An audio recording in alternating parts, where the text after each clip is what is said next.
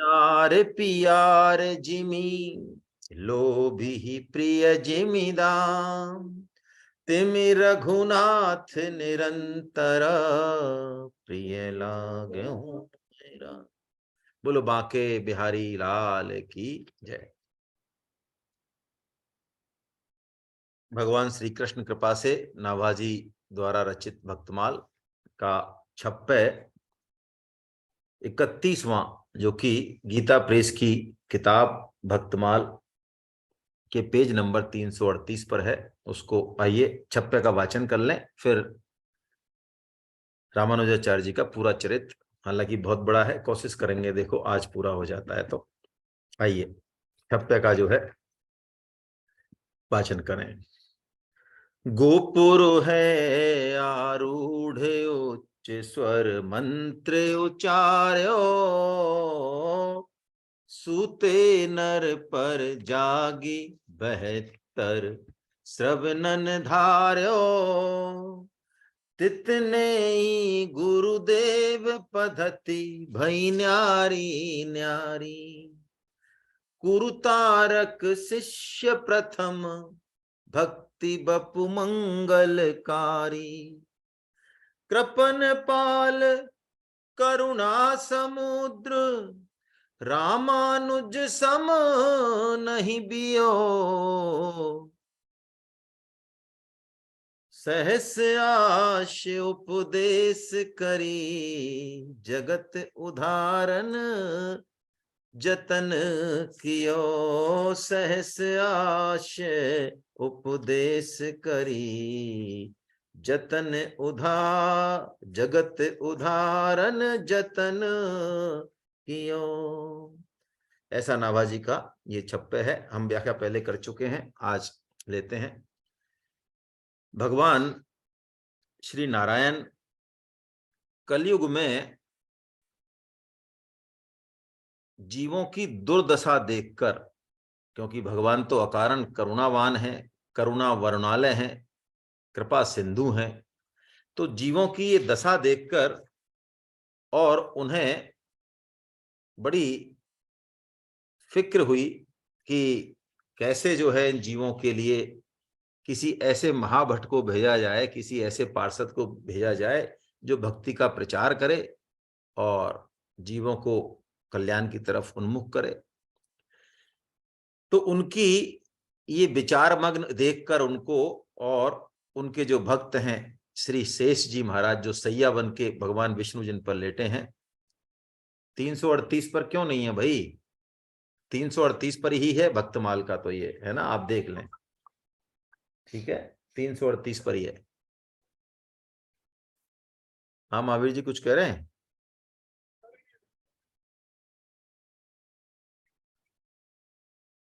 चलिए मैं क्लास ले रहा हूं, मैं क्लास ले रहा हूं। तो श्री शेष जी ने जब ये बात कही कि कैसे आप जो है इतना चिंता मग्न है, तो भगवान ने कहा कि ऐसी दुर्दशा है जीवों की, तो मैं ये चाह रहा हूं कि कोई भक्त जो है कलयुग में जाए और वहां पे अवतार ले। तो भगवान ने कहा, शेष जी से कहा कि मुझे और तो कोई ऐसा दिखता नहीं जो कलयुग में पड़े इन जीवों का कल्याण कर सके, तो ये महान कार्य क्यों नहीं आप ही करें, है ऐसा भगवान ने कहा। और नाभाजी कहते हैं कि तुलसी छोटे नरन ते होत नहीं बड़ काम और मढ़त नगारा ना बने 100 मूसे के चाम। यानी नगाड़ा जो बड़ा जो ड्रम वो होता है, ढोलक नगाड़ा, तो वो जो है 100 मूसे की जो है चमड़ी भी उनसे सिल दी जाए आपस में तब भी वो नगाड़ा नहीं बनता है। तो भगवान की ये इच्छा को देखकर श्री शेष जी महाराज ने जो है हामी भरी। तो वही शेष जी महाराज, शेष श्री शेष जी ही श्री रामानुजाचार्य जी के रूप में अवतरित हुए हैं। द्रविड़ देश में यानी मद्रास में महाभूतपुरी गांव है एक, है ना, वहां पे श्री केशवाचार्य जी और उनकी जो धर्म पत्नी है कांतिमणि जी, उनके घर पे बड़े सात्विक और तपस्वी दंपत्ति हैं, वैष्णव हैं। एक योग्य पुत्र के लिए वो लगातार तप कर रहे थे। तो भगवान विष्णु ने उनको स्वप्न में दर्शन देकर ये कहा कि मेरे जो अंश हैं, स्वांश भूत ही कौन, श्री शेष जी जो लक्ष्मण अवतार हैं, वही पुत्र रूप में जो है आपके घर में आएंगे। ऐसा ही हुआ, ये आए और इनका जो विद्वत्ता थी, इनका जो तेज था, बचपन से ही बहुत विलक्षण था।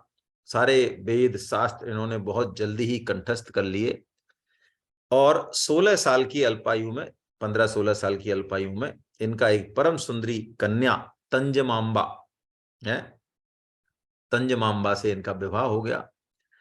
हालांकि इनकी जो पत्नी थी उनका भक्तिभाव इनके जैसा नहीं था, उनका चरित्र हम आगे लेंगे। तो ये महाभूतपुरी गांव को छोड़कर, इनके पिताजी तो चल बसे, माता रही, महाभूतपुरी गांव को छोड़कर ये कांचीपुरी पहुंचे। क्यों पहुंचे कांचीपुरी? उसके दो कारण थे। एक तो कांचीपुरी में श्री कांचीपूर्ण गोस्वामी जी रहते थे, बड़े परम वैष्णव थे, तो उनका सत्संग करने की इनकी इच्छा थी। एक कांचीपुरी में अद्वैत वेदांत के प्रकांड पंडित श्री यादव प्रकाश जी रहते थे, तो इनको ब्रह्म सूत्र उनसे पढ़ना था। तो दो कारणों से ये कांचीपुरी गए। अब कांचीपुरी में यादव प्रकाश जी की पाठशाला में ये भर्ती हो गए। तो यादव प्रकाश जी ने भी जब उनकी विद्वत्ता देखी तो बड़े प्रसन्न हुए कि चलिए इतना जो है ऐसा विद्वान शिष्य हमें मिला है। तो एक दिन क्या हुआ, ये गुरु का तेल मालिश कर रहे थे, तेल मर्दन कर रहे थे।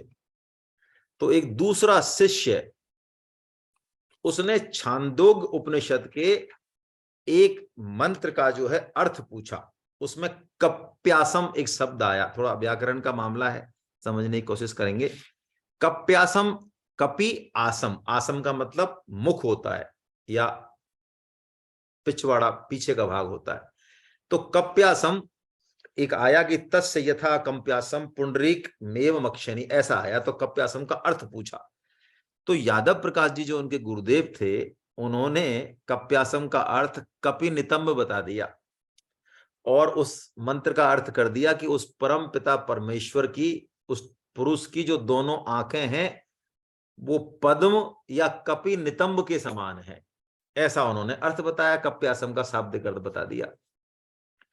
तो इस अर्थ को इतनी, भगवान जो इतने निखिल सौंदर्य सिंधु हैं, उनकी, उनके अखिल निखिल सौंदर्य सिंधु, उनकी आंखों की कपि के नितंब से उपमा, ऐसा सुन के जो है रामानुजाचार्य जी की आंखों से अश्रु टपक गए। तो गुरुदेव ने देखा कि भाई तुम क्यों रो रहे हो? तो उन्होंने कहा, भगवान आप जैसे गुरुदेव, आप जैसे महानुभाव के मुख से ऐसी हीन उपमा सुन के मुझे बड़ा जो है बहुत मेरे को पीड़ा हुई है ना। ये तो ठीक नहीं है, भगवान की उपमा कपि के नितंबों से, आंखों की उपमा, भगवान की आंखों की उपमा। तो यादव प्रकाश जी ने झुंझलाकर कहा कि जब तुम्हें ऐसा लगता है कि मेरी उपमा ठीक नहीं है तो तुम ही इसका अर्थ बता दो, तुम्हारे सामने लिखा हुआ ना कप्यासम मंत्र में। तो रामानुजाचार्य जी ने इतना बढ़िया अर्थ बताया। उन्होंने कहा कम जलम पिबति इति कपि, यानी जल को जो पी ले वो कपि, यानी सूर्य हो गया। जल को कौन पीता है, महासागर में हो, जल में हो, वो सूर्य हो गया। तो सूर्य और आसम, अस धातु का विकासवाची शब्द होता है आस, तो कपि का विकास, यानी इसका विकास जिससे होता है सूर्य विकासी। तो सूर्य से किसका विकास होता है? तो पानी में खिलने वाले लाल कमल।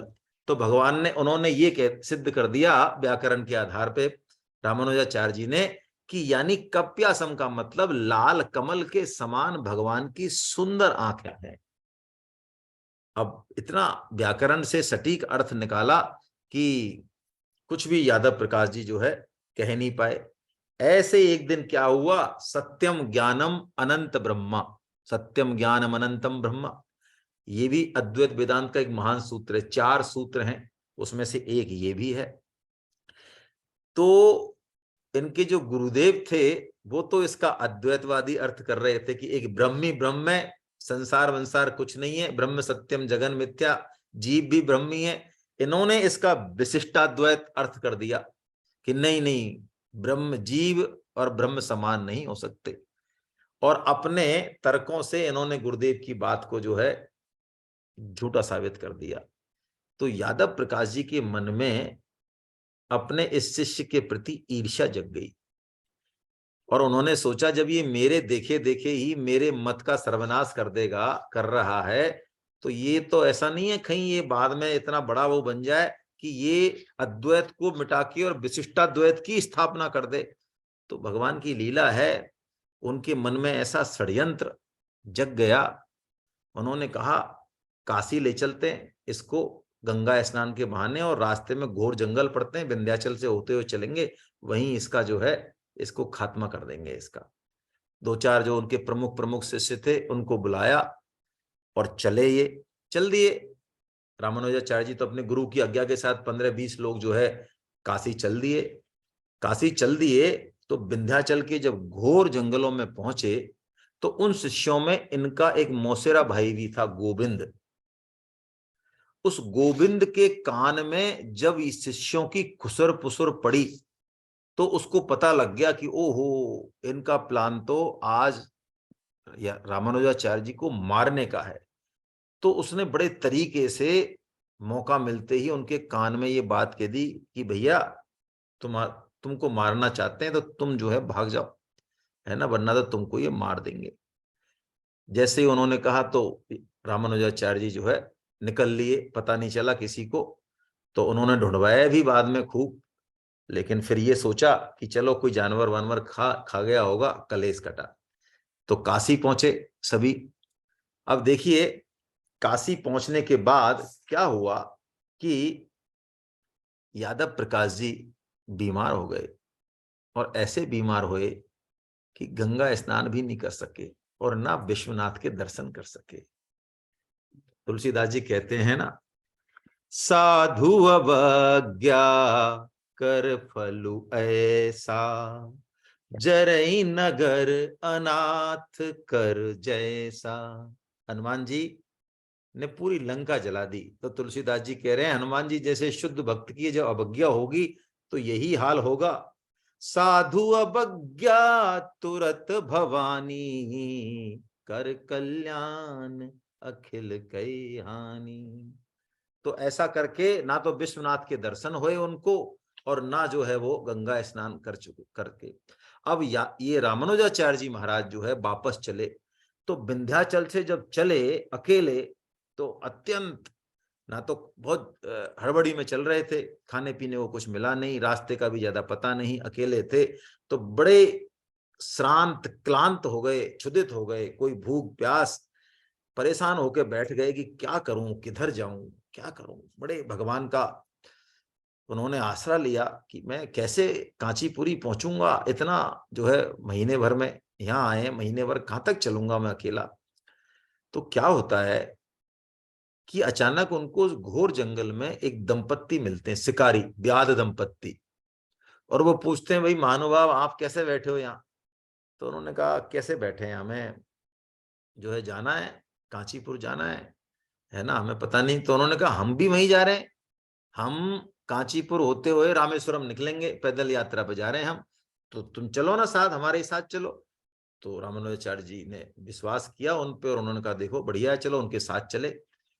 साथ चले थोड़ा बहुत, तो रात में वो सोए, कहीं लाइट वाइट जला के ठीक से, कहीं उजाला करके दीपक का सोए। सोए तो व्याध की जो पत्नी थी उनको रात में प्यास लगी और उन्होंने अपने पति से कहा कि मुझे पानी पिलाओ। तो उसके पति ने कहा भाई अभी तो हम सो रहे हैं, सुबह पानी पिला देंगे, बगल में बावड़ी थी एक, उन्होंने देखी हुई थी कि पिला देंगे पानी आपको, अभी से तुम रात में कोई जानवर हमारा खा जाएगा।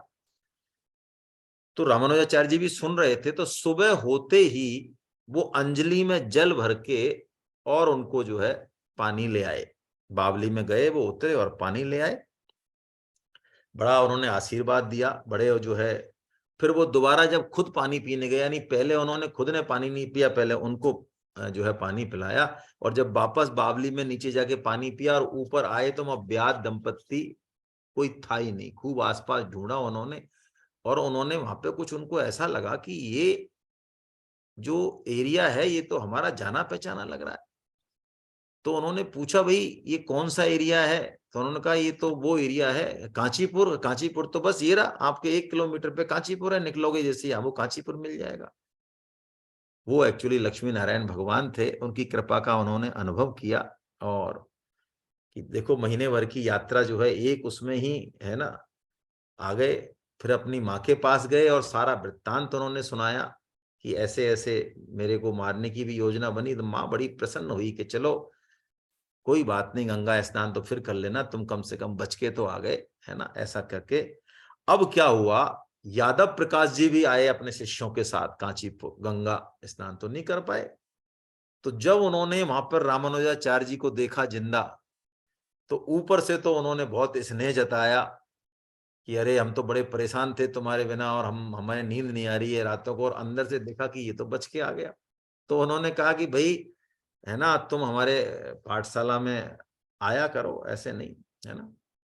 अब देखिए भक्ति का प्रकाश भगवान स्वयं करते हैं।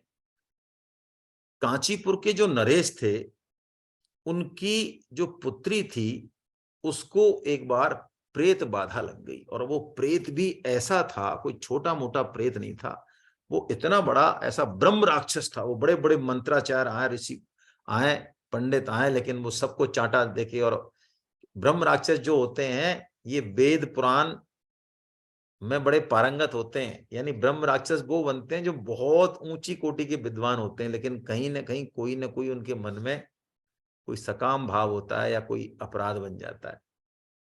तो यादव प्रकाश जी की बड़ी प्रसिद्धि थी वहां।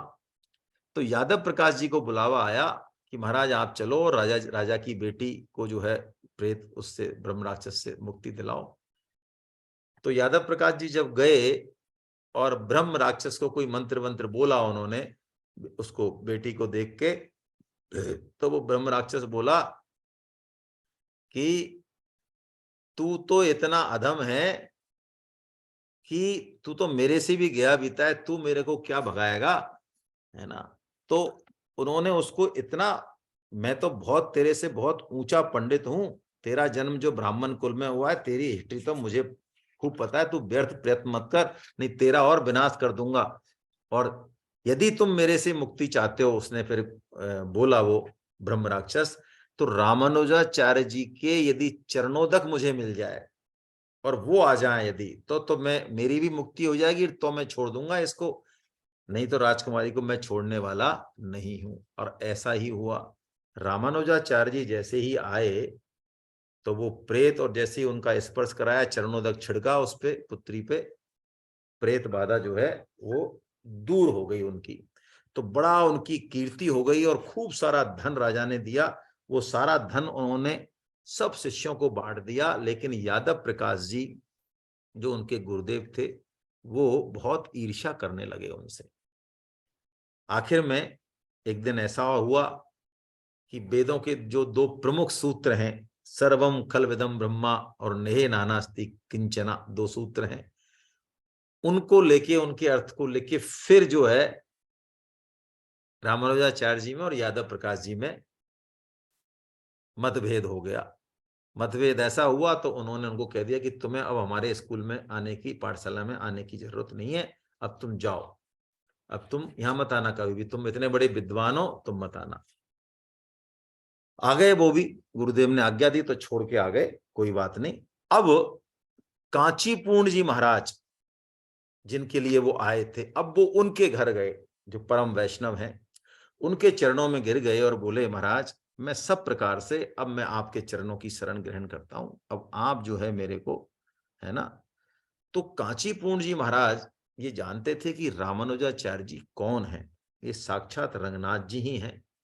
इसलिए उन्होंने जो वरदराज जी का मंदिर था उसकी सेवा की पद्धति उनको बताई, और उनसे कहा कि जो व्याध दंपत्ति तुम्हें जंगल में मिले, उस बावली का जल रोज जो है इस वरदराज जी की सेवा में आप चढ़ाओ, इसी से तुम्हारे सारे मनोरथ जो है वो पूरे हो जाएंगे, ऐसा उन्होंने जो है उनको। और वो वही वरदराज जी की सेवा में रामानुजाचार्य जी रहने लगे। अब देखिए पिछली बार हमने रामानुजाचार्य जी के जो गुरु हैं, कौन, यामुनाचार्य जी, याद आ रही है स्टोरी कुछ, जिनको आलबंदार की उपाधि दी रानी ने, जिन्होंने कोलाहल ब्राह्मण को परास्त किया, याद आ रहा है कुछ, है ना। तो यामुनाचार्य जी महाराज जब थोड़े वृद्ध अवस्था को हो गए, रंगनाथ जी के मंदिर में सेवा करते थे। रंगनाथ जी का मंदिर बहुत बड़ा है कावेरी नदी के तट पे, तमिलनाडु में। तो जब वो बहुत वृद्ध हो गए तो यामुनाचार्य जी महाराज ने ये सोचा कि मैं किसको अपना उत्तराधिकारी बनाऊं।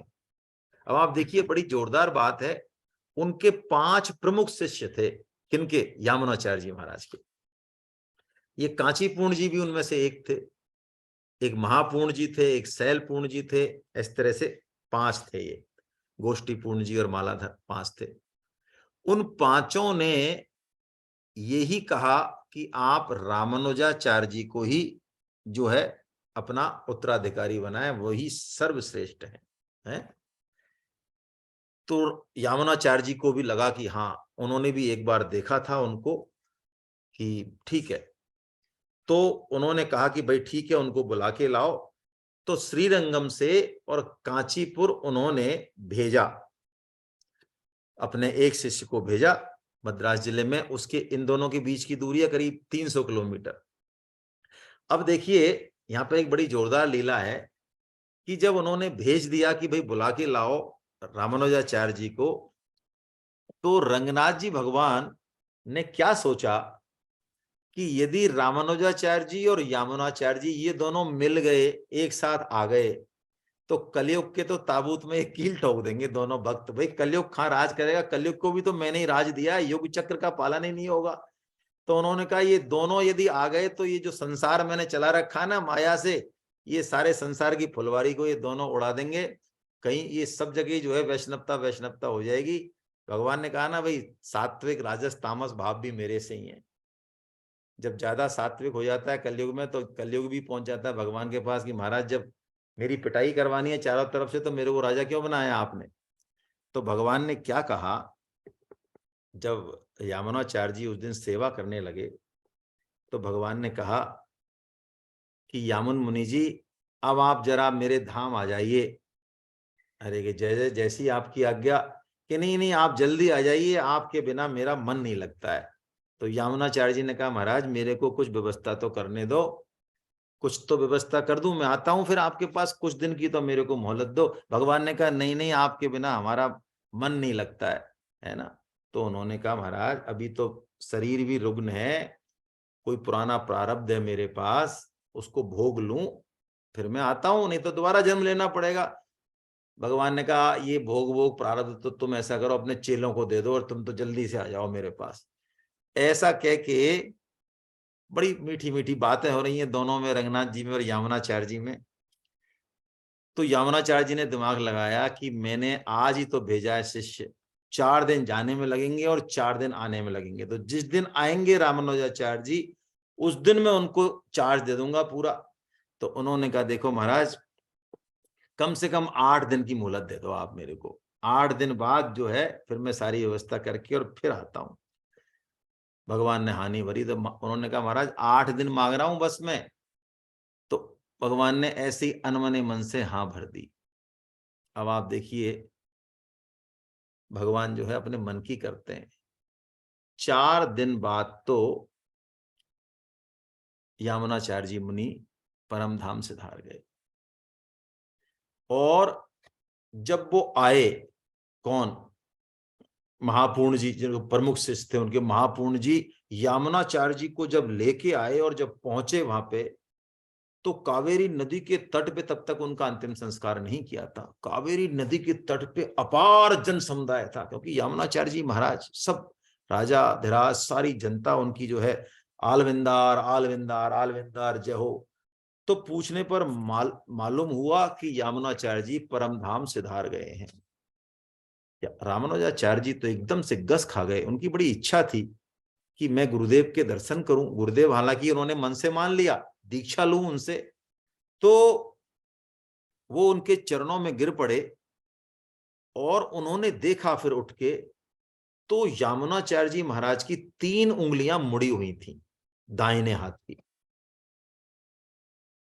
अब ये 3 उंगलियां मुड़ी हुई थी, इस चीज को देख के उनकी निगाह अटक गई रामानुजाचार्य जी की कि ये क्या चक्कर है।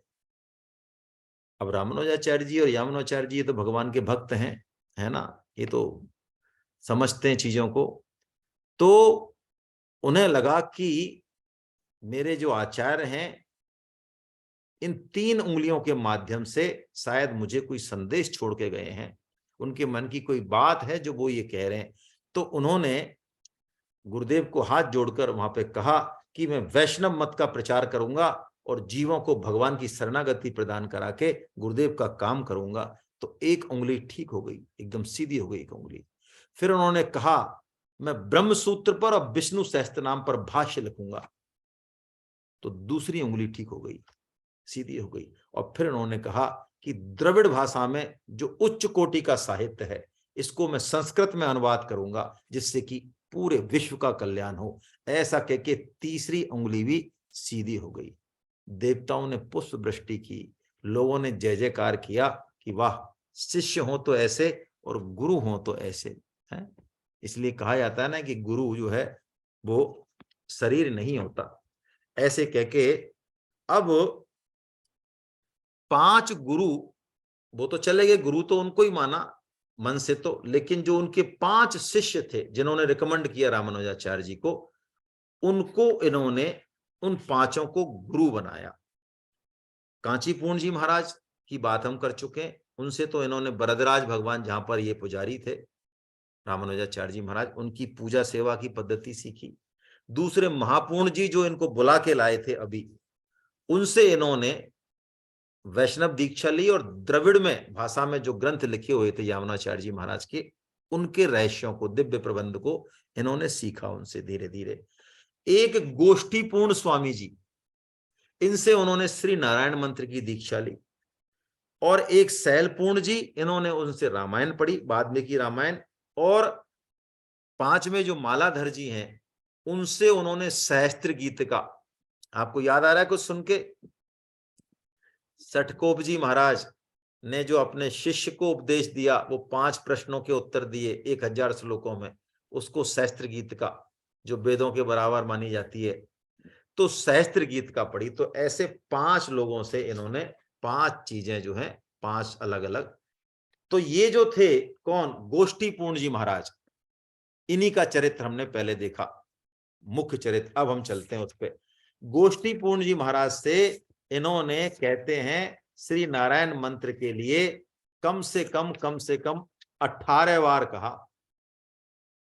18 बार कहा, प्रार्थना की कि महाराज मुझे कोई मंत्र दो, आप गुरु मंत्र दो जिसका मैं जप करूं। 18 बार उन्होंने और दिन आना, कभी और आना, ऐसे रामानुजाचार्य जी को टालते रहे। फिर उसकी सच्ची जिज्ञासा को चेक करने के लिए, और जब उन्होंने सच्ची जिज्ञासा चेक कर ली, फिर उन्होंने ये पंचाक्षर मंत्र ओम श्री नारायण नमः ये दिया, जिसको और मना किया कि इस मंत्र को मैं तुम्हें दे रहा हूं, लेकिन इन्हें तुम किसी और को मत कहना। लेकिन जब उनको खुद को भगवान श्री नारायण के दर्शन हो गए, तो उन्होंने गुरु जी की प्रतिज्ञा को जीवों के कल्याण के लिए तोड़ दिया। इसीलिए इनको परम करुणावान कहा। और ये चरित्र हम देख चुके हैं। वो मंदिर पर चढ़ के, मंदिर के भी गोपुर पर चढ़ के, गोपुर है आरूढ़ उच्च स्वर मंत्र उचार्यो, और सूते नर पर जाग 72 श्रवण निधारो। 72 लोगों ने उनके उस गुरु मंत्र को सुना और 72 की 72 ही सिद्ध हो गए। तो रामानुजाचार्य जी के प्रमुख शिष्यों में हुए उनके, हालांकि इनके प्रमुख शिष्य तो गुरु तारक जी हैं। ऐसा। अब हम चलते हैं आगे। ये तो इनका, उस दिन नरसिंह चतुर्दशी थी जिस दिन उन्होंने ये मंत्र सबको दिया, और इनके गुरुदेव ने इनको बड़ा बुरा, भला बुरा भी कहा, अरोरा नर की धमकी दी। लेकिन इन्होंने बताया कि गुरुदेव मैं आपकी आज्ञा का उल्लंघन करने के लिए रौरव नरक में जाने को तैयार हूं, क्योंकि 72 लोग जो है उनका कल्याण हो गया। तो इनके गुरुदेव जो हैं गोष्ठीपूर्ण स्वामी जी, जिन्होंने मंत्र दिया, वो खुद इनके चरणों में गिर पड़े, मन्नाथ मन्नाथ मन्नाथ कह के, तू तो मेरा शिष्य नहीं, तू तो मेरा भी नाथ है। जिसके हृदय में इतनी करुणा हो जीवों के प्रति कि वो खुद के जो है चिंता नहीं करे, तो वो मेरा शिष्य नहीं, वो मेरा नाथ है। ये तो भगवान की कृपा है कि तुम मेरे शिष्य बन गए, तुम मेरे गुरु हो। आइए अब हम इनका चरित्र छप्पे के हिसाब, वो कवित्व के हिसाब से लेते हैं। 108 कवित्व पढ़ रहे हैं हम, 108 नंबर का, जो कि 342 नंबर पे, उसी हिसाब से लेंगे हम कवित्व, है ना। आइए, वरना तो आपको थोड़ा बोरियत लगेगी कहानी के रूप में, तो कवित्व के हिसाब से लेते हैं। पढ़िए आप सब, आपके पास किताब होनी चाहिए गीता प्रेस की, 2066 नंबर की कोड नंबर है इसका, मंगा लें आप 2066। आइए। गए नीलाचल जगन्नाथ जू के देखवे को, देखियो अनाचार सब पंडा दूर किए हैं, संग ले हजार शिष्य रंग भरी सेवा करें, धरे ही ये भाव गूढ़ दर्शाए दिए हैं। क्या हुआ कि एक बार ये भगवान श्री जगन्नाथ जी के दर्शन करने गए और जगन्नाथ, है ना, नीलाचल, नीलाचल प्रदेश उड़ीसा, तो वहां उन्होंने देखा कि भाई ये जो पंडा सेवा करते हैं जगन्नाथ जी की, तो ये तो काय की सेवा करते हैं, ये तो सब यूं ही मंत्र बोलना इनको आता नहीं और कुछ करना इनको आता नहीं, आचार विचार इनके ठीक है नहीं। तो उन्होंने क्या किया, उन्होंने सभी पंडों को जगन्नाथ जी की सेवा से हटा दिया और खुद 1000 शिष्यों को वेद विधान के, वेद विधि के अनुसार भगवान की जो है बड़े तरीके से पूजा करने लगे। खुद रामानुजाचार्य जी महाराज बोले, प्रभु बेई आवे करे अंगीकार में, तो प्यार ही को लेत कभू अवगुण न लिए हैं। अब देखिए भगवान क्या कह रहे हैं। अब वो पंडे पुजारी ने क्या किया, पंडे पुजारी गेट के बाहर बाहर निकाल दिया उनको। अंदर भी आते तो रामानुजाचार्य जी के शिष्य उनको चिपिया लेके, चिमटा लेके मारने दौड़ते। तो वे मंदिर के बाहर जो है वहां जाके और बेचारे रोने लगे पंडा पंडियों की, सारा उनका रोजगार छिन गया और कुछ उनको आता नहीं। तो उन अपने भक्तों को दुखी देखकर और भगवान सपने में आए और भगवान ने कहा रामानुजाचार्य जी से कि देखो भाई, ऐसा मत करो, ये पंडा जो है अपनी भूलों के लिए बार बार क्षमा मांग रहे हैं और मेरे को तो कोई दिक्कत नहीं है, मेरे को तो पंडों की ही जो सेवा है ना वो इतनी अच्छी लगती है, मैं तो प्रेम का भूखा हूं, प्रेम प्रेम चाहिए मेरे को तो, है ना। तो तुम जो है इनको वापस आने दो। और देखो, तो उन्होंने कहा वो कुछ जानते ही नहीं है, ना मंत्र जानते हैं, ना रीति जानते हैं, ना विधि जानते हैं और वेद वेद वेद का पालन नहीं करते, मैं नहीं आने दूंगा। तो भगवान ने कहा अरे कोई बात नहीं, वो मेरे सामने ताली बजा बजा कर नृत्य करते हैं तो हमको बड़ा अच्छा लगता है, हैं? रहती न प्रभु चित चूक किए की, करत सुरति सय बार ये की। पंडों का जो प्रेम है उसी को भगवान याद रखते हैं। वो क्या गलती कर रहे हैं, वेद विधान का पालन कर रहे हैं कि नहीं कर रहे हैं, तो वो कहते हैं कि मेरे को उन्हीं पंडों की सेवा अच्छी लग रही है, तो आप जो है उन्हीं पंडों को वापस आने दो। तो उन्होंने कहा रामानुजाचार्य जी ने कि नहीं नहीं, आपका ही नियम है, शौचाचार विहीन पूजा ठीक नहीं है, वेदों में लिखा हुआ है ना। तो भगवान ने कहा मेरे को भी तो भाई वेदों ने पतित पावन कहा है, मेरा नाम भी तो पतित पावन है, बात हो रही है दोनों में जोरदार। तो उन्होंने कहा ठीक है, पतित पावन कहा होगा तो आपके घर में तुम्हारे जैसे ही पूजा करानी हो वो कराना, या मंदिर में तो जो है ना मर्यादा से ही पूजा होगी, इसलिए हम उन पर पूजा नहीं करने देंगे। तो भगवान ने कहा भाई, आपको हमने यहाँ भेजा किस लिए था बताओ, भेजा था भक्ति के प्रचार करने के लिए, और तुम यहाँ मंदिर में पुजारी बन के बैठ गए और हमारे पंडों को उनको भगा दिया, बेचारे रो रहे हैं पीट रहे हैं, उनका कुछ नहीं हो रहा है। तो रामानुजाचार्य जी आचार्य चरण ने भाई, अब उन्होंने भगवान को भी चुप करा दिया। उन्होंने कहा ऐसा है वो तो ठीक है, हम वो भी काम कर रहे हैं, लेकिन हम जगत में तो भक्ति का प्रचार करें, और तुम्हारा जो घर, जो भगवान का घर है, जो मूल है ना, उसमें अनाचार और शौचाचार कुछ नहीं रहो, ये ठीक बात नहीं है, पहले मूल को सुधारना चाहिए। आप ही तो क्या है गीता में, ऊर्ध्व मूलम मधे साकम अस्वत्थम प्राहुरभ्यम, है, तो पहले घर को ठीक करेंगे हम। खूब बहस हुई, लेकिन जो है रामानुजाचार्य जी महाराज नहीं माने, जगन्नाथ जी को उन्होंने निरुत्तर कर दिया। अब भगवान तो बस में है, क्या करें, इनके भी बस में और उन पंडों के भी बस में। तो गरुड़ जी ने देखा उस दिन, गरुड़ जी ने कहा महाराज आप जो है कैसे चिंता में लग रहे हो, कि क्या करें भाई, हैं। अब हमारे तो, हमको तो पंडों में कोई दोष दिखता नहीं। देखिए भगवान की यही जो करुणा है, वास्तव में जीव का उद्धार इन्हीं से होता है।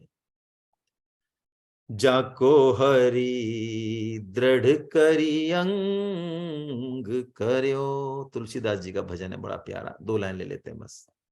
जाको हरि दृढ़ करी अंग कर्यो, सोई सुशील पुनीत वेद विद, विद्या गुणनी भर्यो, जाको हरि दृढ़ करी अंग कर्यो।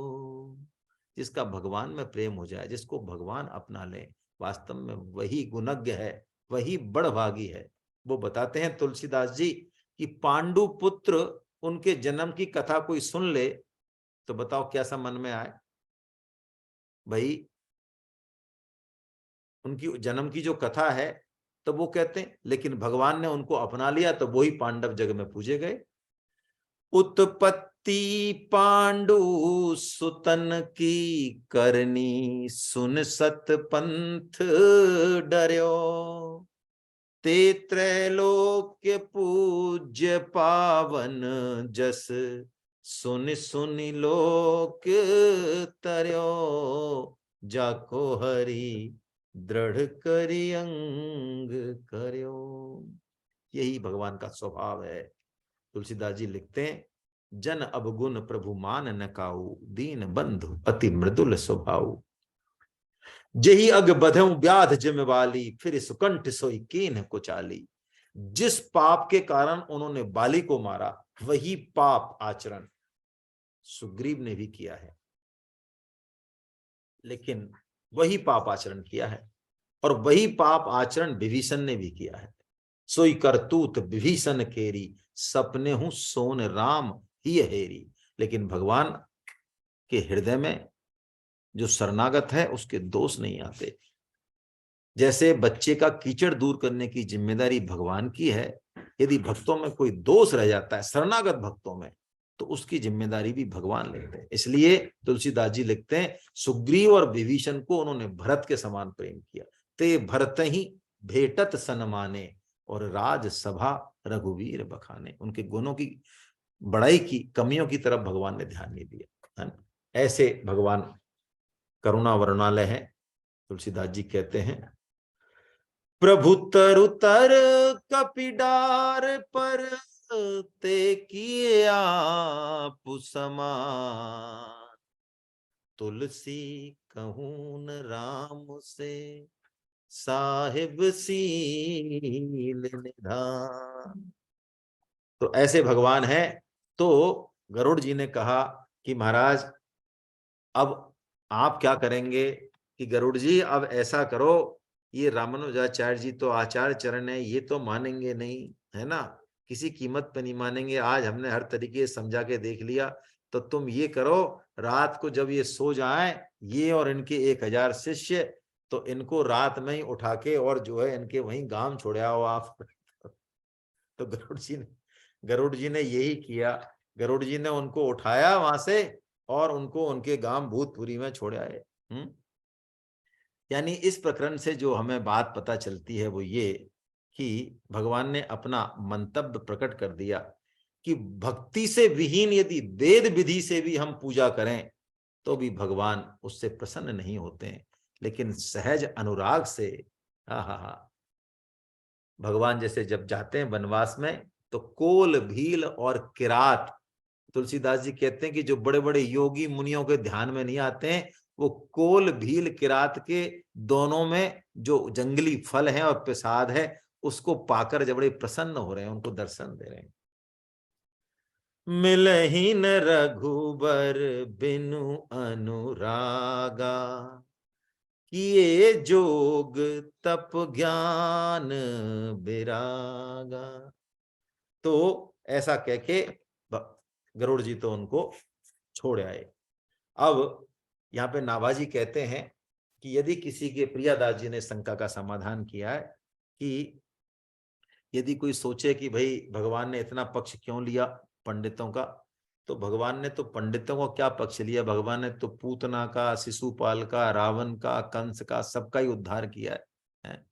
भगवान तो जो है साचे मन के मीता हैं, रघुवर साचे मन के मीता, झूठे फल सबरी के खाए, नेक लाज नहीं कीता, रघुवर साचे मन के मीता। भगवान तो ऐसे ही कहते हैं, राम ही केवल प्रेम पियारा, जान ले सोई जानन हारा। ऐसे रामानुजाचार्य जी के जो है बड़े चरित्र हैं। अब क्या हुआ, रामानुजाचार्य जी जो अपने गुरुदेव हैं, कौन, ये जिनसे ये सूत्र पढ़ रहे हैं, महापूर्ण जी महाराज, तो महापूर्ण जी से जब सूत्र पढ़ रहे हैं तो थोड़ी सी इनकी पत्नी की भी कथा सुन लें। इनकी जो पत्नी थी तंज मांबा, उनका गुरु सेवा में या ब्राह्मण सेवा में या संत सेवा में बिल्कुल भक्ति भाव नहीं था। एक दिन क्या हुआ, रामानुजाचार्य जी ने अपने गुरुदेव को निमंत्रण दिया तो गुरुदेव तो जानते हैं कि ये साक्षात जो है भगवान के अवतार हैं, तो इनकी तो इच्छा थी कि गुरुदेव मेरे घर भोजन पाएं तो मैं इनकी उच्छिष्ट प्रसादी लूं, शीत प्रसादी लूं, इसलिए उन्होंने भोजन दिया, प्रसाद दिया। अब इनके गुरुदेव जाति से ब्राह्मण नहीं थे, लेकिन इनके मन में तो अपने गुरुदेव के प्रति अटूट निष्ठा थी।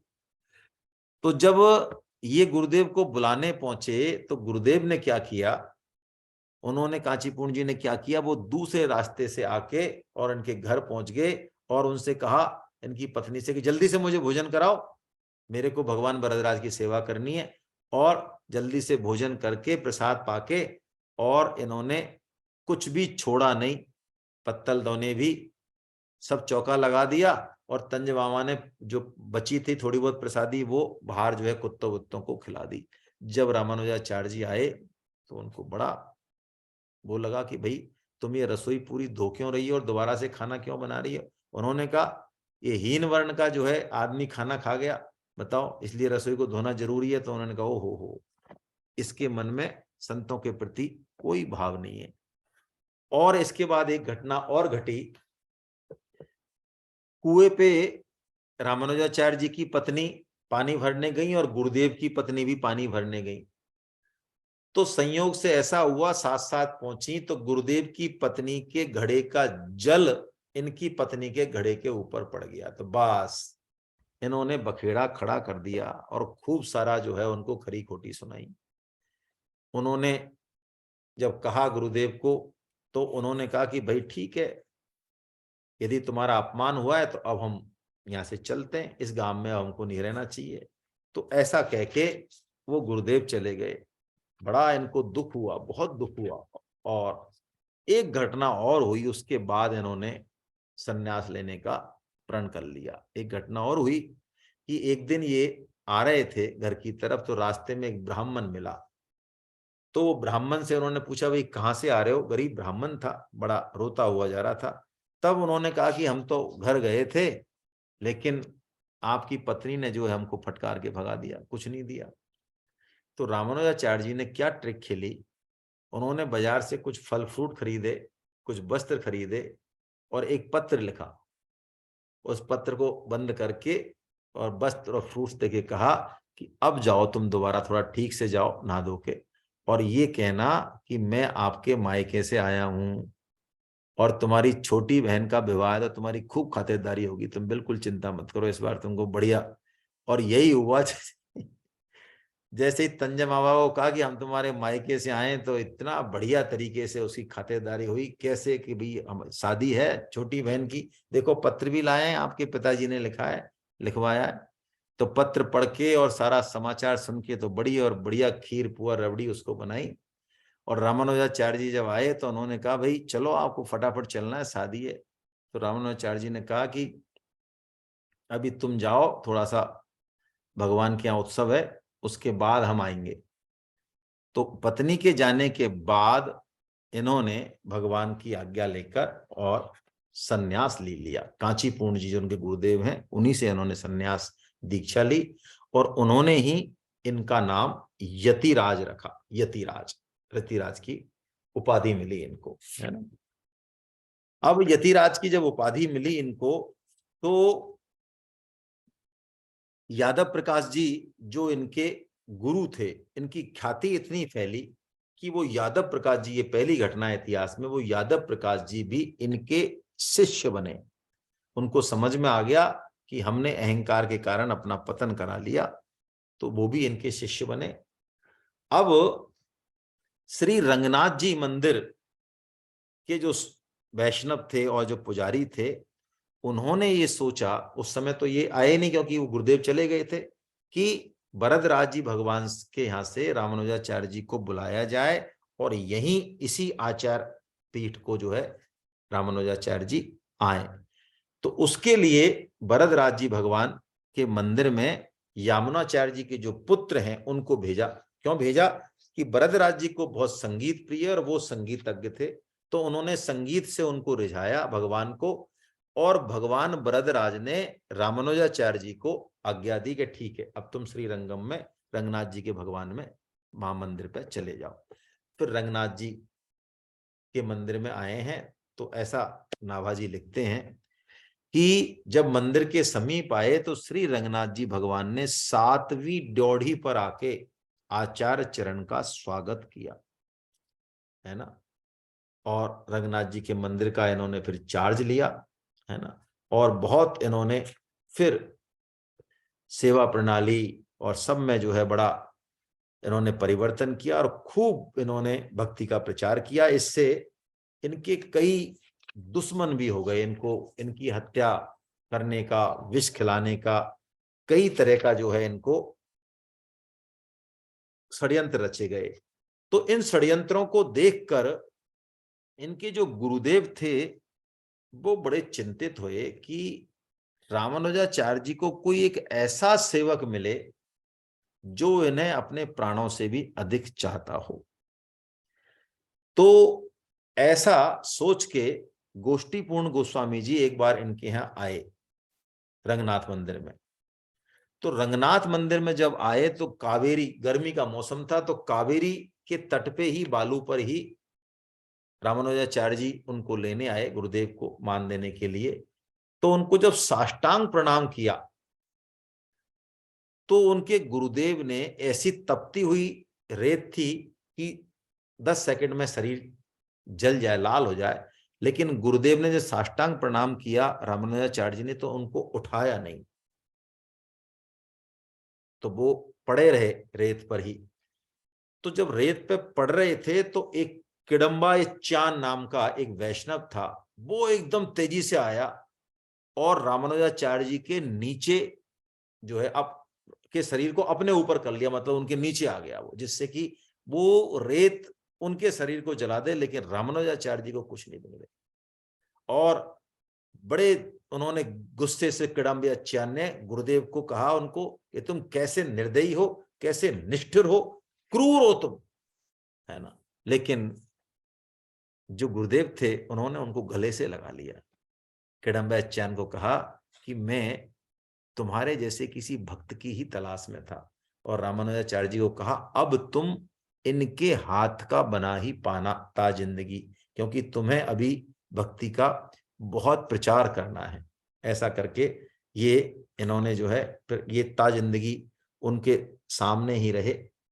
बहुत सारी इनके चरित्र हैं, हम एक चरित्र ले लेते हैं बस थोड़ा सा, क्योंकि आज कम है समय, 10-1 मिनट में तो ये हो भी जाएगा। दो चरित्र ले लेते हैं, बस इतना ही है, ज्यादा। देखिए धनुर्दास जी, इनके एक भक्त तो हैं रामानुजाचार्य जी के, है ना। धनुर्दास जी स्त्रैण भक्त हैं। स्त्रैण मतलब इनकी पत्नी इतनी सुंदर है कि ये 24 घंटे अपनी पत्नी का चेहरा ही देखना चाहते हैं, इसके अलावा वो और कुछ नहीं देखना चाहते। तो एक बार जगन्नाथ जी की सवारी निकल रही थी, रामानुजाचार्य जी वहां थे, तो जगन्नाथ जी के दर्शन करने इनकी पत्नी भी जा रही थी। तो ये जो इनके पति थे धनुर्दास, ये छाते से, क्योंकि पत्नी कहीं काली नहीं हो जाए धूप से, तो छाता तो लगा रहा था पत्नी के ऊपर और उल्टे चल रहे थे। उल्टे क्यों चल रहे थे? जिससे कि पत्नी के चेहरे को मैं लगातार देख सकूं। तो उनके इस तरह से चलने को देख के वहां कई लोग हंसने लगे। जो जानते थे उनको तो कोई आश्चर्य हुआ नहीं। तो रामानुजाचार्य जी के जो शिष्य थे उनके पास वो भी हंसने लगे। तो रामानुजाचार्य जी ने कहा कि भाई क्यों हंस रहे हो? कि देखो महाराज, ये कैसा जो है विषयी जीव है, ये अपनी पत्नी के लिए उल्टा चल रहा है छाता देख के, जिससे। तो रामानुजाचार्य जी ने उसको बुलाया और उसको पूछा कि भाई तुम। तो उन्होंने कहा देखो महाराज, कुछ भी हो, मैं अपनी पत्नी को देखे बिना रह नहीं सकता हूं। एक सेकंड भी मैं वो नहीं दिखे, ऐसा मैं रह नहीं सकता हूं। संतों की कृपा होती है। रामानुजाचार्य जी ने कहा कि तुम पत्नी को हमेशा क्यों देखना चाहते हो? कि वो बहुत सुंदर है, बहुत रूपवान है, इसलिए देखना चाहता हूं, मुझे सुख मिलता है। तो उन्होंने कहा कि इससे भी यदि करोड़ों गुना सौंदर्य मैं तुम्हें दिखा दूं तो उन्होंने कहा ठीक है, फिर हमारा पत्नी से क्या लेना देना, फिर तो हम उन्हीं के हो जाएंगे। तो कहते हैं रामानुजाचार्य जी ने कृपा करके भगवान के अखिल सौंदर्य का उनको दर्शन कराया। और ये धनुर्दास जी भगवान के, रामानुजाचार्य जी के बहुत बहुत ही निष्ठावान भक्त हैं। जैसे भगवान श्री राम के हनुमान जी हैं, ऐसे ही रामानुजाचार्य जी के ये हैं धनुर्दास जी। और इनकी पत्नी भी एकदम से भगवान की भक्ति पाके और चेंज हो गई। तो रामानुजाचार्य जी का इतना स्नेह था धनुर्दास जी के ऊपर कि वो हीन जाति के थे, फिर भी गंगा स्नान करने जाते तो उनके साथ उनके कंधे पे हाथ रख के जाते, वापस आते। तो कई शिष्य उनसे चिढ़ने लग गए कि ये अभी अभी आए, हम आपके साथ बरसों से हैं, और आप धनुर्दास जी को इतना हम सबसे ऊपर मान देते हो। तो रामानुजाचार्य जी ने उनसे कहा कि भाई धनुर्दास जैसा तुम में से कोई नहीं है। उन्होंने कहा हम तो नहीं मानते, कि चलो मैं तुमको परीक्षा करके बताता हूं। क्या किया रामानुजाचार्य जी ने? धनुर्दास जी गुरुदेव की सेवा में आ जाते आश्रम में, और बहुत रात तक जाते, फिर अपने घर जाते पत्नी के पास। तो जब वो सेवा में थे तो उन्होंने दो शिष्यों को भेजा घर पे। उनकी पत्नी, क्योंकि गुरुदेव ने आज्ञा नहीं दी जाने की, तो पत्नी सो गई। बहुत लेट हो गई रात, तो दरवाजा खुला रख के सो गई कि आए आ जाएंगे। तो जब वो दो शिष्य पहुंचे तो पत्नी लेटी हुई थी करवट, तो उसके गहने उतार लिए उन्होंने। कान के इधर एक तरफ के गहने तो उतार लिए। तो ये जान के कि रामानुजाचार्य जी की वो सोई रही, और सोते सोते उसने करवट बदली। करवट बदली ताकि ये दूसरी तरफ के भी गहने उतार लें। वो एकदम से भाग ली। उन्होंने कहा जग्गी दिखती है तो भाग ली। गुरुदेव की आज्ञा थी कि गहने उतार के लाने, तो उतार लाए। उतार के गुरुदेव को दे दिए। धनुर्दास जी को कुछ पता नहीं चला। फिर धनुर्दास जी को उन्होंने आज्ञा दे दी कि जाओ, तुम घर जाओ, बहुत रात हो गई। धनुर्दास जी जब घर पहुंचे तो गुरुदेव ने फिर दोनों शिष्यों को कि ये घर जाएं और पत्नी से इनकी वार्ता हो तो तुम सुनना बाहर जाके। तो पत्नी जो है जैसी आई, जलवल लेके आई और पाम धोने के लिए। तो उन्होंने कहा भाई तुम्हारे एक तरफ के आभूषण कहाँ गए? तो उसने सारी चीजें बता दी। हेमांबा उनका नाम था, धनुर्दास जी की पत्नी का। हेम यानी सोना। तो धनुर्दास जी बड़े दुखी हुए और नाराज हुए पत्नी पर। उन्होंने कहा कि तुमने जो है करवटी क्यों बदली है? हमारा दुर्भाग्य है कि वैष्णवों की सेवा में जो संपत्ति लगी उसी का ही सुकृत है, बाकी तो बेकार है, पूरी पहुंच ही नहीं पाई, है ना। ऐसा कह के उन्होंने बड़ा जो है शोक माना कि तुम यदि वो दोनों तरफ के आभूषण ले जाते बड़ा। तो ऐसा जब उन्होंने शिष्यों ने बताया तो पता चला कि वास्तव में धनुर्दास जी भगवान के कितने बड़े भक्त हैं, है ना। ऐसे ही एक बार क्या हुआ कि मैसूर राज्य में एक प्राचीन मंदिर है। एक चरित्र और ले लेते हैं थोड़ा सा बस, हालांकि है तो ये बड़ा, क्या करें। हाँ, थोड़ा सा और ले लेते हैं तो, या कल लें, चलिए कल ले लेते हैं, फिर छोड़िए। दो चरित्र और हैं इनके, थोड़ा सा कल देख लेंगे। आज इतना ही कर लेते हैं, चलिए। हरे कृष्ण हरे कृष्ण हरे कृष्ण हरे कृष्ण हरे कृष्ण। गोविंद जय जय गोपाल जय जय। गोविंद जय जय गोपाल जय जय। राधा रमण हरि गोविंद जय जय। राधा रमण हरि गोविंद जय जय। गोविंद जय जय गोपाल जय जय। गोविंद जय जय गोपाल जय जय। राधा रमण हरि गोविंद जय जय। राधा रमण हरि गोविंद जय जय। राधा रमन हरि गोविंद जय जय। राधा रमण हरि गोविंद जय। नाम संकीर्तनम यस्य नाम संकीर्तनम यस्य सर्व पाप प्रणाशनम सर्व पाप प्रणाशिनम प्रणामो दुःख समनस्तं नमामि हरिं परम। प्रणामो दुख समनस्तम नमामि हरिं परम। बोलो वृंदावन बिहारी लाल की जय। जय बोलो बाके बिहारी लाल की जय। जय बोलो राधा गोविंद देव सरकार की। जय अर्जुन के सखा भगवान श्री कृष्ण की। जय मीरा के गिरधर नागर की। जय सूर के घनश्याम की। जय बृष भानुसुता राधा रानी की। जय मर्यादा पुरुषोत्तम भगवान श्री राम की। जय जानकी माता की। जय गौ माता की। जय धरती माता की। जय साधक संजीवनी की। जय श्रीमद् भागवत महापुराण की। श्री श्री भक्तमाल की। जय सब संतों की। जय सब भक्तों की। जय अनंत कोटि वैष्णव वृंद की। जय आज के आनंद की जय। जय हो। हरि बोल जय जगन्नाथ।